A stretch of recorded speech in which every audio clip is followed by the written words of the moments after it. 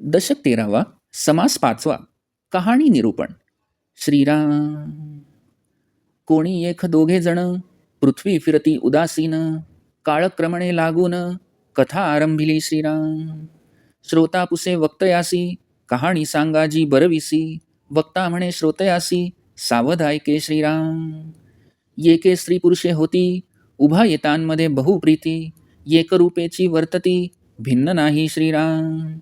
ऐसा काही एक काळ लोटला, तयास एक पुत्र झाला, कार्यकर्ता आणि भला, सर्वविषयी श्रीराम. पुढे त्यासही झाला कुमर, तो पित्याहून आतुर, काही तदर्थ चतुर, व्यापकपणे श्रीराम. तेणे व्याप उदंड केला, बहुत कन्यापुत्र व्याला, उदंड लोक संचिला, नाना प्रकारे श्रीराम. त्याचा पुत्र ज्येष्ठ, तो अज्ञान आणि रागीट, अथवा चुकता नीट, संहार करी श्रीराम. पिता उगाच बैसला, लेके बहुत व्याप केला, सर्वज्ञ जाणता भला, ज्येष्ठ पुत्र श्रीराम. नातू त्याचे अर्ध जाणे, पण तो काहीच नेणे, चुकता संहारणे, महाक्रोधी श्रीराम. लेक सकळांचे पाळण करी, नातू मेळवी वरीच्यावरी, पण चुकल्या संहारा करी, अकस्मात श्रीराम. नेमस्तपणे वंश वाढला, विस्तार उदंडची झाला, ऐसा बहुत काळ गेला, आनंद रूप श्रीराम. विस्तार वाढला गणवेना, वडिलास कोणीच मानिना, परस्परे किंत मना, बहुत पडिला श्रीराम. उदंड घर कळहो लागला, तेणे कित्येक संहार झाला, विपट पडिले थोर थोराला, बेबंद झाले श्रीराम. नेणपणे भरी भरले, मग ते अवघेच संहारले, जैसे यादव निमाले, उन्मत्तपणे श्रीराम. बापलेक नातू पंटू, सकळांचा झाला निपातू, कन्यापुत्र हेतू मातू, अणुमात्र नाही श्रीराम. ऐसी कहाणी जो विवरला, तो जन्मापासून सुटला, श्रोता वक्ता धन्य झाला, प्रचितीने श्रीराम. ऐसी कहाणी अपूर्व जेते, उदंड वेळ होत जाते, इतुके बोलोनी गोसाविते, निवांत झाले श्रीराम. आमची कहाणी सरो, तुमचे अंतरी भरो, ऐसे बोलणे विवरो, कोणीतरी श्रीराम. चुकत वाकत आठवले, इतुके सकळीत बोलिले, न्यून पूर्ण क्षमा केले, पाहिजे श्रोती श्रीराम.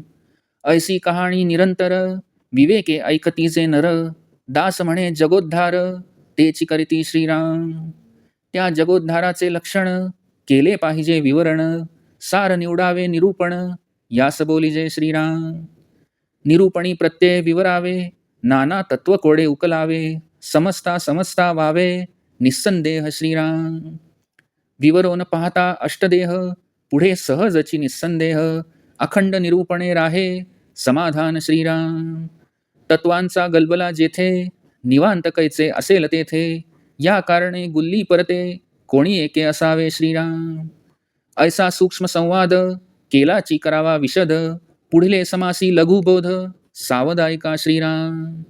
इति श्रीदासबोधे गुरुशिष्य संवादे कहाणी निरूपण नाम समास 5वा समाप्त.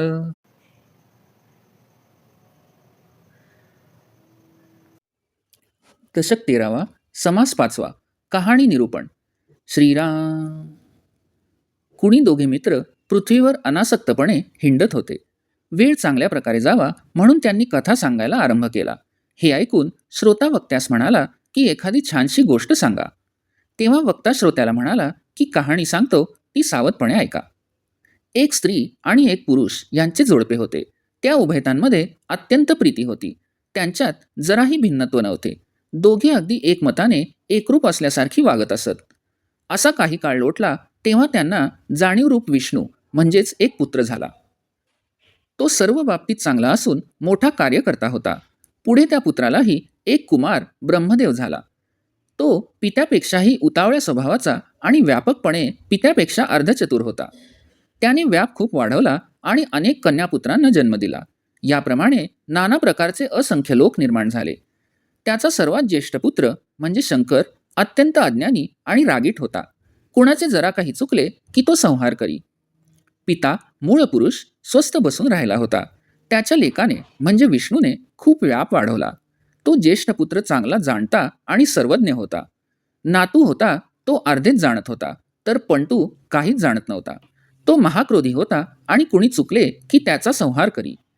लेक विष्णू सर्वांचे पालन पोषण करीत असे. नातू वारंवार प्रजा वाढवी, तर पंटू कुणी चुकले असता अकस्मात संहार करी. याप्रमाणे नियमितपणे वंश वाढत गेला आणि प्रचंड विस्तार झाला. प्रथम बराच काळ मोठ्या आनंदात गेला. विस्तार इतका वाढला की मोजदाद करणे अशक्य झाले. पुढे वडिलांना कोणी मानेनासे झाले. सर्वांच्या मनात परस्परांबद्दल संशय वाढू लागला. उदंड गृहकलह सुरू होऊन त्यामुळे कित्येकांचा संहार झाला. थोरा मोठ्यातही वितुष्ट आले आणि बेबंदशाही माजली. अज्ञानाच्या भराने ते उन्मत्त झाले आणि मग सर्वांचाच यादव जसे उन्मत्तपणे एकमेकांशी भांडून मेले त्याप्रमाणे संहार झाला. बाप, लेक, नातू, पंटू सगळ्यांचा संहार झाला आणि कन्या, पुत्र, पंटू, नातू यापैकीही कोणी शिल्लक उरले नाही. अशा या कहाणीचे जो विवरण करील तो जन्ममरण चक्रातून सुटेल. याची प्रचिती घेतल्याने श्रोता आणि वक्ता दोघेही धन्य झाले. अशी ही अपूर्व कहाणी नित्य होत जात असते. इतके बोलून श्री गुरु निवांत झाले. आमची कहाणी सरो आणि तुमचे अंतरात भरून राहो असे बोलून वक्ता म्हणतो की या कहाणीचे कुणीतरी मनन करावे. चुकत माकत जेवढे आठवले तेवढे संकलित करून येथे सांगितले. त्यात आधी कोणे काही झाले असेल तर श्रोत्यांनी क्षमा केली पाहिजे. अशी ही कहाणी जे नर निरंतर विचारपूर्वक ऐकतील, रामदास म्हणतात की ते जगदुद्धार करतील. तो जगदुद्धार कसा होईल ते लक्षण ऐका. या कहाणीचे विवरण करून त्यातून सार निवडावे, यालाच निरूपण म्हणतात. निरूपण लक्षपूर्वक ऐकावे, त्याची आपल्या अनुभवाशी सांगड घालून ते नीट समजून घ्यावे, म्हणजे त्यातील अनेक तत्वांचा उलगडा होईल आणि समजता समजता स्वानुभव येऊन श्रोता निस्संदेह होईल. पिंडाचे 4 आणि ब्रह्मांडाचे 4 मिळून जे अष्टदेह आहेत त्यांचे विवरण करून पाहिले पाहिजे. साहजिकच श्रोता निस्संदेह होतो. मात्र अखंड निरूपण करीत राहिल्यानेच शाश्वत समाधान प्राप्त होते. जेथे तत्वांचा गलबला असेल तेथे निवांतपणा कसा असेल. म्हणून या घोटाळ्यापासून कोणी एकाने नेहमी अलिप्त असावे. असा हा सूक्ष्म संवाद पुन्हा पुन्हा स्पष्ट करून समजून घ्यावा. आता पुढील समासात लघुबोध सांगितला आहे तो श्रोत्यांनी सावध होऊन ऐकावा. इति श्री दासबोधे गुरुशिष्य संवादे कहाणी निरूपण नाम समास 5वा समाप्त.